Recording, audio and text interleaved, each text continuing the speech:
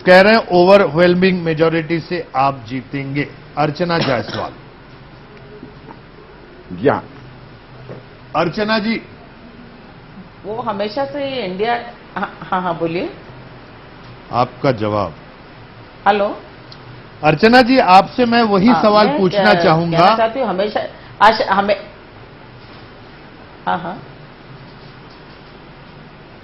जो भी चुनाव आयोग ने इस बार परिवर्तन किए हैं अच्छा है, मतदाता को जागरूक करने वाले हैं। मतदाता जागरूक होगा। कई बार ऐसा होता था कि मतदान के दिन कई लोग सोचते थे छुट्टी का दिन है और वो घूमने निकल जाते थे। ये एक बहुत मतदान का जो दिन है और मतदान करना एक पवित्र पर्व है जो उसमें हर जनता के हर व्यक्ति को भाग लेना चाहिए। इसलिए जो ऑब्जर्वर नियुक्त किए गए हैं जागरूकता के लिए, मैं चाहती हूं कि वो बिल्कुल सही कदम है।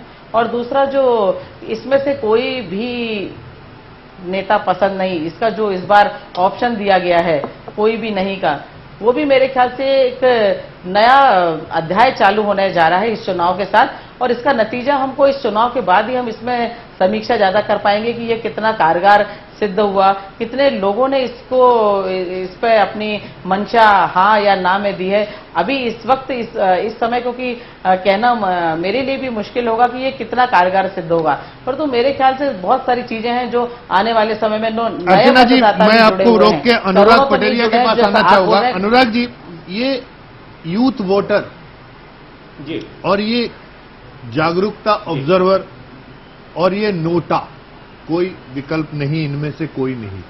आपको क्या लगता है कि मध्य प्रदेश के आने वाले असेंबली चुनाव में इन तीनों का क्या प्रभाव रहेगा? इससे किसको फायदा, किसको नुकसान? देखिए, मुझे लगता है कि मध्य प्रदेश में लगभग 35% जो मतदाता हैं वो नौजवान मतदाता हैं और वो काफ़ी डिसिसिव, काफ़ी निर्णायक भूमिका में खड़े होने वाले हैं। और कोई नहीं का जो विकल्प मिला है वो कहीं उसका ज़्यादा उपयोग ना कर लें, इसकी मुझे आशंका लगती है। क्योंकि मध्य प्रदेश में जब भी मतदाता नाराज होता है तो नॉन कन्वेंशनल तरीके से रिएक्ट करता है, चाहे वो कटनी का मामला हो या सागर में महापौर का मामला हो। सारी बड़ी पार्टियां सर पटकते रह गईं और किन्नरों को दोनों स्थानों पर चुन लिया गया।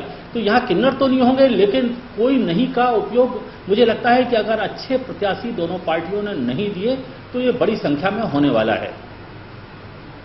नहीं, देखिए, अब मध्य प्रदेश से कई जगह से, जैसे आपने भी बताया, भोपाल के गैस ट्रेजेडी है, सागर में है, कई जिलों से आ रही है कि लोग नाराज हैं। लोकल, ये कांग्रेस के एमएलए या बीजेपी के एमएलए से नहीं, लोग आमतौर पे 70-80% जगह पे जो वर्तमान में विधायक है उससे नाराज है, उसके कार्यप्रणाली से नाराज है, उसके जिसे कहते हैं कि हमें कोई फर्क नहीं पड़ता वाले एटीट्यूड से नाराज है। इसका मैं कैलाश जी के पास आना चाहूंगा। कैलाश जी, इस पूरे मसले पे लगता नहीं आपको कि आपके बहुत सारे विधायकों के लिए एक खतरे की घंटी है? या आप जो कह रहे थे ओवरवेलमिंग वोट से आप जीतेंगे, वो ओवरवेलमिंग थोड़ा सा कम ओवरवेलमिंग हो जाएगा? नहीं, मैं ऐसा नहीं मानता। भारतीय जनता पार्टी ने पूरी तैयारी की है। भारतीय जनता पार्टी ने लोगों की सेवा की है। हमारे जो मुख्यमंत्री हैं शिवराज सिंह, उन्होंने समाज के प्रत्येक वर्ग, चाहे वो युवा हो, चाहे महिला हो, चाहे विद्यार्थी हो, सबके लिए कुछ ना कुछ किया है। और आज मध्य प्रदेश की सामान्य जनता, जिसमें सब आते हैं, उसका रुझान भारतीय जनता पार्टी की तरफ बहुत ज्यादा है। उसका एकमात्र उदाहरण अगर आप देखेंगे तो जो जिले जिले में विधानसभा वाइज जो हमारे मुख्यमंत्री की यात्राएं चली हैं, जन आशीर्वाद यात्रा। कैलाश जी, मैं आपको इंटरप्ट करके मेरा सवाल दोबारा पूछना चाहूंगा, माफ करिएगा। कैलाश जी, मध्य प्रदेश में ये कहा जा रहा है कि बीजेपी का जो तंबू है वो शिवराज सिंह चौहान नामक इकलौते खंबे में खड़ा है।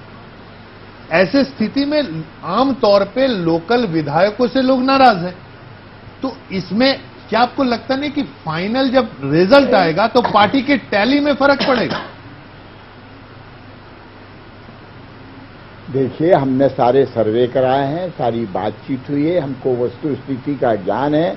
और मैं इस सब बातों के बारे में इतना ही कहना चाहूंगा कि भारतीय जनता पार्टी के जो प्रत्याशी हैं वो योग्य और अच्छे प्रत्याशी आपके सामने आएंगे, जो शिवराज सिंह की मेहनत को